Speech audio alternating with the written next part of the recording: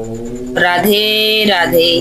आज हम आपको श्रावण मास के दूसरे अध्याय का पाठ सुनाने जा रहे हैं। इस श्रावण महात्म को सुनने से क्या क्या प्राप्त होता है और इसके नियम क्या है, आज हम आपको बतलाने जा रहे हैं। श्रावण मास में नियम का पालन का महत्व। शिव बोले, हे सनत कुमार, आप अत्यंत विनम्र हैं। आपने जो कुछ मुझसे श्रावण मास के बारे में जाना चाहा है, वैसे अब मैं तुम्हें विस्तार से बतलाता हूँ। अतः आप एकाग्र भाव से सुने। भगवान शिव बोले कि इस महीने में नियम अनुसार रहते हुए सायं 4 बजे भोजन ग्रहण करे। मतलब यह है कि जो भी भक्त पूरे महीने श्रावण मास का व्रत रखते हैं, उन्हें एक समय भोजन करना चाहिए, वह भी शाम के 4 बजे। 1 मास तक रुद्र अभिषेक करें। उस समय उपवासकर्ता को अपनी प्रिय वस्तु को त्याग देना चाहिए। तो पुष्प, तुलसी, मंजरी के दल, फल और धान्य, बिलपत्र से भगवान शिव की लक्ष्य पूजा करनी चाहिए।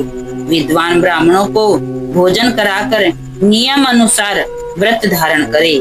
कोटलिंगी की पूजा अर्चना करनी चाहिए। शिव बोले कि मुझे पंचामृत से अभिषेक कराना अति प्रिय है, अतः भक्त को मेरे लिए यह अवश्य ही करना चाहिए। इसके लिए जो भी कुछ किया जाता है वह अनंत प्रकार के शुभ फल देने वाला होता है। हे महाभाग, इस मास में भूमि पर ही स्नान करना चाहिए, साथ ही ब्रह्मचर्य व्रत का पालन करना चाहिए। सत्य का पालन करें, इंद्रियों को अपने वश में रखें। प्रातः काल स्नान कर एकाग्रचित हो प्रतिदिन प्रभु पूजन करे। इस मास में मंत्रों का बार बार श्रवण करना सिद्ध प्रदान करने वाला होता है। षोडशाक्षर शिव मंत्र और गायत्री मंत्र का जाप करना चाहिए। नमस्कार तथा वेद पठन मनोकुल और मनोवांछित फल प्रदान करने वाला होता है। पुरुष सूक्त मंत्र का जाप करना चाहिए, यह अत्यंत फल प्रदान करने वाला है। कोटि होम, ग्रह यज्ञ होम, लक्ष्य होम तथा आयुत होम करने पर मनोवांछित फल प्राप्त होता है। इस मास व्रत रहित रहने वाले को नरक की प्राप्ति होती है, वह वहाँ पर महाप्रलय तक रहता है। इस श्रावण मास के समान मुझे पूरे वर्ष का अन्य कोई भी महाप्रिय नहीं है। यह मास मनोवांछित व मनोकामना के अनुसार फल देने वाला है। अतः हे सत्पुरुष, इस मास में जिन व्रतों को करने का विधि विधान है, उनका वर्णन मुझसे विस्तार पूर्वक सुने। इस मास में रविवार को सूर्य व्रत करें। सोमवार को शिव मेरा पूजन करने के लिए के पश्चात ही भोजन ग्रहण करें। श्रावण मास में प्रथम सोमवार से शुरू करके निरंतर 3 मास तक किया जाता है। व्रत समस्त मनोकामनाओं और अर्थ सिद्धियों को देने वाला होता है। यह व्रत रोटक व्रत कहलाता है। मंगलवार को किया गया व्रत मंगल गौरी व्रत, बुधवार को किया गया व्रत बुध व्रत, बृहस्पतिवार को किया गया व्रत बृहस्पति व्रत, शुक्रवार को किया गया व्रत ज्विंतिका देवती व्रत, शनिवार को हनुमान तथा नरसिंही का व्रत किया जाता है। हे सनत कुमार, अब आप मुझसे तिथियों के अनुसार किए जाने वाले व्रतों को सुने। श्रावण मास में शुक्ल पक्ष की द्वितीया को किया गया व्रत औदुंबर, तृतीया तिथि को किया गया व्रत गौरी व्रत होता है। चतुर्थी को किया गया व्रत दुर्वा गणपति व्रत या विनायक चतुर्थी व्रत कहलाता है। इस तरह शुक्ल पक्ष की पंचमी को जो व्रत किया जाता है वह नाग पूजन व्रत कहलाता है, वह उत्तम फलदायी होता है। षष्ठी का व्रत सुपोधन तथा सप्तमी का व्रत शीतला देवी व्रत कहलाता है। अष्टमी को 14 तिथि को देवी का पवित्रारोपण करना चाहिए। इसी मास में शुक्ल पक्ष और कृष्ण पक्ष की 9वीं तिथि का व्रत नक्त व्रत कहलाता है। दशमी का व्रत आशा व्रत कहलाता है। कुछ विद्वान कृष्ण पक्ष की 10वीं के व्रत को भी आशा व्रत कहते हैं। द्वादशी के व्रत वाले दिन हरि भगवान का पवित्रारोपण करना कहलाता है। यह श्रीधर व्रत भी कहलाता है तथा इसको धारण करने से अति उत्तम गति प्राप्त होती है।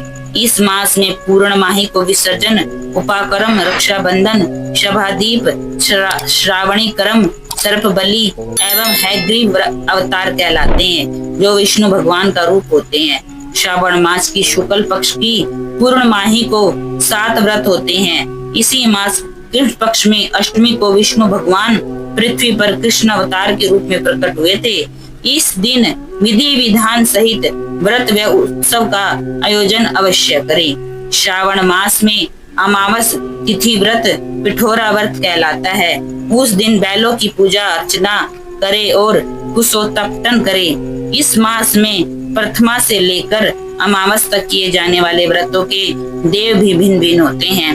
प्रथमा तिथि के देव अग्नि, द्वितीया के ब्रह्मा जी, तृतीया के देवी गौरी, चतुर्थी के देव गणनायक, पंचमी के सर्प, षष्ठी के गणनायक, सप्तमी के सूर्य, अष्टमी के स्वयं शिव, नवमी की देवी दुर्गा, दशमी यम, एकादशी विश्व देव स्वामी, द्वादशी हरि भगवान, त्रयोदशी कामदेव, चतुर्दशी के शिव एवं पूर्णमाही चंद्र देव हैं।